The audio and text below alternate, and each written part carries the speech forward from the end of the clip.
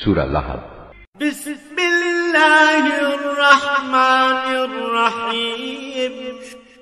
রহমান রহিম আল্লাহ তাআলার নামে। তাব্বাত ইয়াদা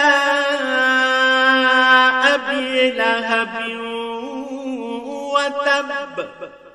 ইসলাম বিরোধিতার কারণে আবু লাহাবের দুনিয়া আখেরাতে দুটো হাতই ধ্বংস হয়ে যাক, ধ্বংস হয়ে যাক সে নিজেও। মা আগনা আনহু মালুহু ওয়া মা কাসাব। তার ধন সম্পদ ও আয় উপার্জন তার কোনো কাজে আসবে না। সায়াসলা নারান যাতা লাহাবিন ওয়া ইমরাআতুহু হাম্মালাতাল হাতাব। বরং তা অতি সত্বর জ্বলন্ত অগ্নিকুণ্ডে নিক্ষিপ্ত হবে, সে নিজেও সেই আগুনের লেলিহান শিখায় নিমজ্জিত হবে।